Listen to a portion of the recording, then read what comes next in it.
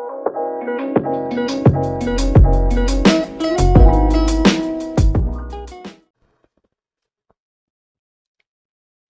Viewers, আজকের ভিডিওতে আমি ডিসি মোটরের আরও একটি গুরুত্বপূর্ণ প্রবলেম সলভ করব। তবে ভিডিওটি শুরু করার আগে আমি অবশ্যই বলবো, যারা আমার চ্যানেলে একদম নতুন তারা আমার প্লেলিস্ট থেকে ডিসি মোটরের উপর আগের বেসিক ভিডিওগুলো একটু দেখে আসুন, তাহলে আপনাদের বুঝতে সুবিধা হবে। তো এটি থেরেজার বইয়ের 29.25 নাম্বার এক্সাম্পল, এবং কোশ্চেনটিতে বলছে, দেখুন, a DC shunt machine generates 250 volt on open circuit at 1000 rpm. Effective armature resistance is 0.5 ohm. Field resistance is 250 ohm. Input to machine running as a motor on no load is 4 ampere at 250 volt. Calculate speed of the machine as a motor taking 40 ampere at 250 volt. Armature reaction weakens field by 4%. তো এই টাইপের প্রবলেমগুলো আসলে solve করার সময় আমাদের অনেক ধরনের কনফিউশন কাজ করে। যেমন এখানে ডিসি শান্ট মেশিন বলছে, তো এটা আসলে কি বোঝাচ্ছে? শান্ট মেশিন বলতে আসলে শান্ট জেনারেটর বোঝাচ্ছে না মোটর বোঝাচ্ছে, সেটা আমাদের বুঝতে হবে। তো এখানে দেখুন, এক জায়গায় এখানে বলেই দিছি input to machine running as a motor, অর্থাৎ এটা বেসিক্যালি ডিসি শান্ট মোটরেরই ম্যাথ। তো আমরা মোটর হিসেবে জাস্ট ক্যালকুলেশন করে আস্তে আস্তে আগানোর চেষ্টা করব। তো আমাদের ডিসি শান্ট মোটর অনুযায়ী আমাদের দেখুন,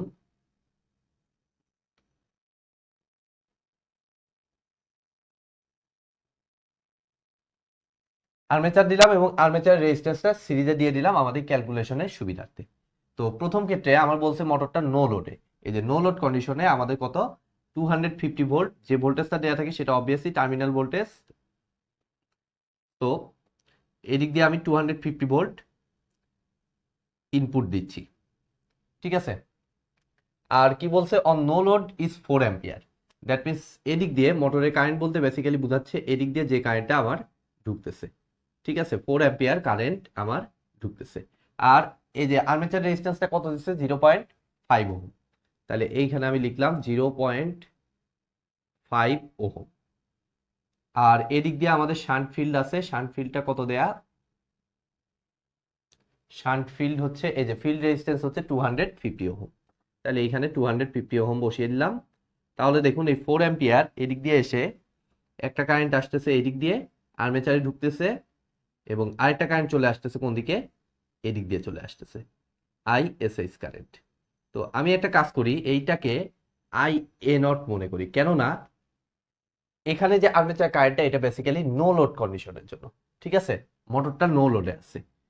তো নো লোড কন্ডিশন মানে আর্মেচারটা আর্মেচারের সাথে যে শ্যাফটটা আছে সেটা ফ্রি আছে, শুধুমাত্র শ্যাফটই আছে, তার সাথে কোনো লোড নাই।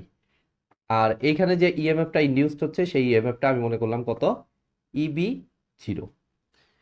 তাহলে এগুলো থেকে আমি দেখুন 4 অ্যাম্পিয়ার তো জানাই আছে, আমি আইএসএইচটা বের করে নিই।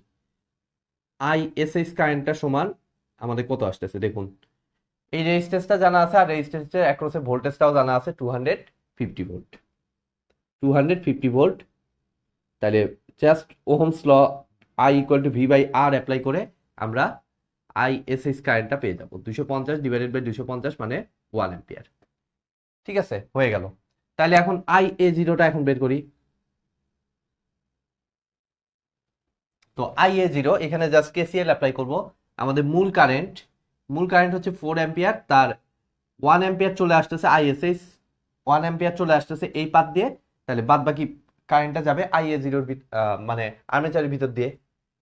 দ্যাট মিনস আই এ জিরোটা আমাদের হচ্ছে বেসিক্যালি 4 থেকে জাস্ট বিয়োগ করে দিব কত, 1 অ্যাম্পিয়ার, বাদ বাকি কারেন্টটা এই দিক দিয়ে পাস হবে, খুব ইজি। তাহলে 3 অ্যাম্পিয়ার কারেন্ট। তাহলে এটা অনুযায়ী আমরা এখন ইবি জিরোটা ক্যালকুলেশন করব। তো ইবি জিরোটা বেসিক্যালি আমাদের আসতেছে কত, আমাদের দেখুন ইবি জিরো বলতে 250 ভোল্ট মেইন ভোল্টেজ, সেখান থেকে ড্রপ হচ্ছে কত, এই যে আর্মেচারের অ্যাক্রসে যতটুকু ড্রপ হচ্ছে সেটা বাদ দিয়ে দিলেই আমাদের কিন্তু ব্যাক ইএমএফটা আমরা পেয়ে যাব। তো আই এ জিরো কারেন্টটা তো আমাদের জানাই আছে 3, তার সাথে গুণন হবে কত, এই 0.5। তাই 3 ইন্টু 0.5 মানে হচ্ছে 1.5, মানে 248.5 ভোল্ট। 248.5 ভোল্ট। তো এখন আমাদের লাগবে হচ্ছে এদিকে calculate the speed of A machine as a motor taking 40 ampere at 250 volt.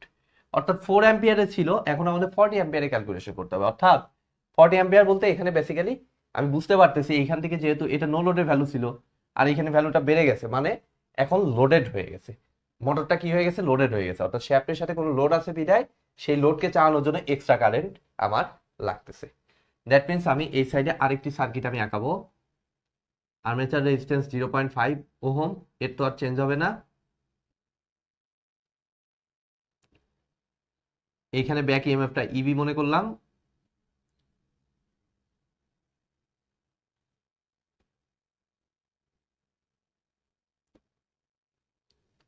এখন তাহলে 40 অ্যাম্পিয়ার ঢুকতেছে, এদিকে ঢুকতেছে এখন কত, 40 অ্যাম্পিয়ার। আর এখানে 250 ভোল্ট, এর তো আর চেঞ্জ নাই, টার্মিনাল ভোল্টেজে কোনো চেঞ্জ নাই। আর এখানে 250 ওহম যা আছে তাই।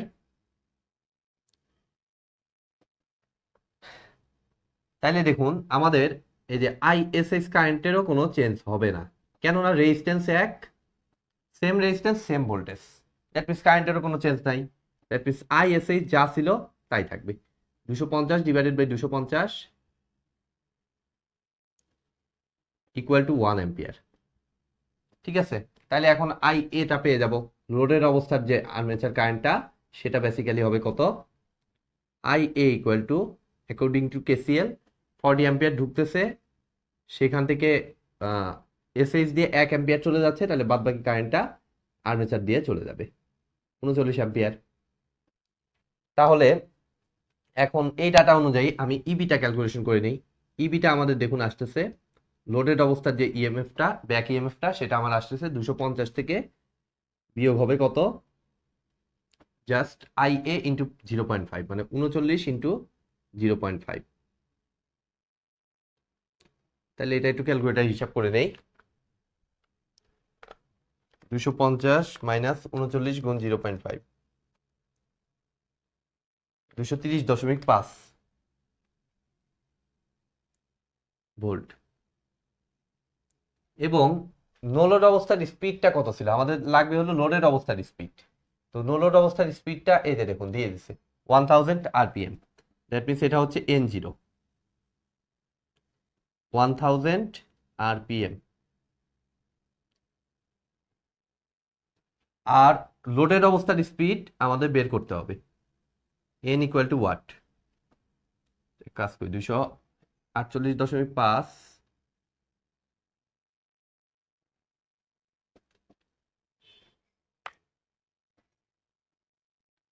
N0 1000 RPM, N equal to watt. লোডের অবস্থায় স্পিড লাগবে, আর বলছে armature reaction weakens field by 4%, অর্থাৎ এই ক্ষেত্রে ফিল্ডটা কিছুটা কম পাওয়া যাবে। দ্যাট মিনস আমাদের এই অবস্থার ফিল্ড, যদি ফিল্ডের ইয়েটা ফ্লাক্স যদি ফাই মনে করি, তাহলে লোডেড অবস্থার ফ্লাক্সটা হবে হচ্ছে কত, 4% দুর্বল করে দিবে, মানে 96% অবশিষ্ট থাকবে। That means 0.96 into 5। ব্যাস আমাদের হয়ে গেল, সবগুলো ডাটা এখন জানা, ইবি0 N0 φ0 ইবি এন ফাই। এখন আমাদের ইএমএফ ইকুয়েশনটা কি বলে, ইএমএফ ইকুয়েশন হচ্ছে EB equal to phi Z N divided by 60 into P by A. তো সেম মোটর যেহেতু আমাদের পোল সংখ্যা আমি চেঞ্জ করতে পারবো না, number of parallel path change করতে পারবো না, নাম্বার অফ কন্ডাক্টরও চেঞ্জ করতে পারবো না, শুধুমাত্র চেঞ্জ করতে পারবো ফ্লাক্স এবং স্পিড, এবং সেগুলো সবগুলোই ভেরিয়েবল জিনিস, এখান থেকে বুঝতে পারছি। দ্যাট মিনস আমি এখান থেকে এগুলো কনস্ট্যান্ট ধরলে আমাদের বেসিক্যালি আসতেছে EB is proportional to phi N, বিধায় আমি এখান থেকে সম্পর্কটা বিল্ড আপ করতে পারছি কি, ইবি0 divided by EB equal to φ0 N0 divided by phi N. ঠিক আছে, এটা হচ্ছে নো লোড কন্ডিশন, এটা হচ্ছে load condition, no load condition, load condition, যেহেতু সমানুপাতি সম্পর্ক সেই অনুযায়ী এটা লিখলাম। এখন জাস্ট ভ্যালুগুলো বসিয়ে দেবো। ইবি0 হচ্ছে 248.5 ভোল্ট, তাহলে এখানে 248.5 বসাইলাম। তারপরে কত ইবি হচ্ছে কত, ইবি হচ্ছে 230.5 ভোল্ট, তাহলে এখানে 230.5। ফাই জিরোর ভ্যালু হচ্ছে ফাই, তাহলে ফাই জিরোর জায়গায় ফাই বসাইলাম।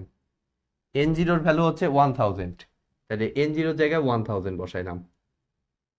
তারপর ফাই এর ভ্যালু হচ্ছে আমার 0.965, তাহলে ফাই এর জায়গায় 0.965 বসিয়ে দিলাম। আর এন হচ্ছে আমরা বের করব, লোডের অবস্থার স্পিড এনটা আমরা বের করব। তাহলে এখন আননোন ফাইটা কেটে গেল, এখন যা থাকলো এগুলো আর গুণন করে লিখলেই আমাদের এন বের হয়ে যাবে। তাহলে দেখুন 1000 গুণ 230.5 divided by 248.5 divided by 0.96, 966 point something.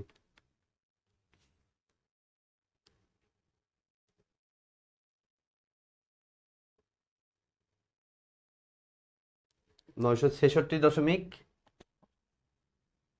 213 আসে, 213 আসে, যেটাকে বেসিক্যালি আমরা বলতে পারি 966 বলতে পারি, যেহেতু দশমিকের পরের ডিজিটটা আরপিএম হিসাব করার সময় বাদ যায়। 966.213 মানে বোঝায় 900 মিনিটে 966টা পূর্ণ ঘূর্ণন সম্পূর্ণ করার পরে আরো 0.213 অংশ গেছে। তো সেটা তো পূর্ণ ঘূর্ণন সম্পূর্ণ করতে পারে নাই, অর্থাৎ দশমিকের আগের ডিজিটটাই এটা রেজাল্ট হয়। যদি 966.999ও হইতো, তাও এখানে আমরা 966 লিখতাম। ঠিক আছে, সো এই বিষয়টা আপনারা একটু খেয়াল রাখবেন। আমি আরেকবার একটু ক্যালকুলেশনটা করে আমি দেখতেছি।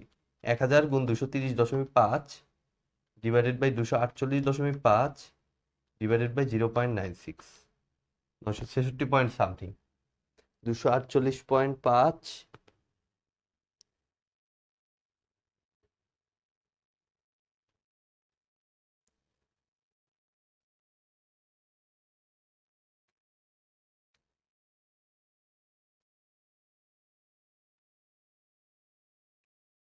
দেখুন এখানে একটা কন্ডিশন আছে, এই কন্ডিশনটা আমার ফিল আপ হয়নি।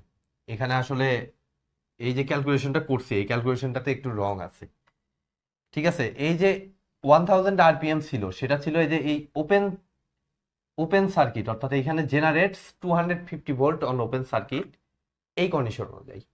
বাট এটা কিন্তু আমি এই জায়গার সরাসরি এন জিরো হিসেবে 1000 আরপিএম ইউজ করতে পারবো না। ঠিক আছে, তো এখানে বেসিক্যালি যে ঘটনাটা ঘটবে যে আগে আমার ভোল্টেজ ছিল, দেখুন 250 ভোল্ট ডিরেক্ট ছিল, সেই অবস্থার আরপিএমটা হচ্ছে 1000 আরপিএম। বাট এখন ভোল্টেজ হয়ে গেছে কত, 248.5, তাহলে অবভিয়াসলি আমার এনটা চেঞ্জ হবে। ঠিক আছে, বিষয়টা একটু ভালো মতো খেয়াল করুন। এটা ওপেন সার্কিট থাকার কারণে 250 ভোল্ট ছিল এবং সেই অবস্থার আরপিএম ছিল 1000 আরপিএম। সো এখানে যে কাজটা করতে হবে, এটাই মেইনলি এই ম্যাথটার ট্রিক্স। তো এটা আসলে এন জিরো না, এটা আসলে আমি এন ওপেন সার্কিট আমি মনে করি, এন আমি সংক্ষেপে ওপেন সার্কিট এন ওসি মনে করলাম। ঠিক আছে, তাহলে এখন এখান থেকে আমরা এন ওটা কিভাবে পাবো, জাস্ট আমাদের যে ফর্মুলাটা ফলো করব যে ইবি জিরো, এই যে এটার মতোই ফ্লাক্সটা এই ক্ষেত্রে কনস্ট্যান্ট রাখবো, EB zero divided by EB open circuit is equal to N O divided by N O C.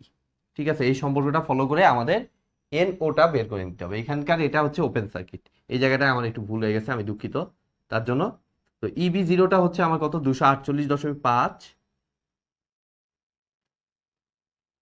Divided by ইবি OC হচ্ছে 250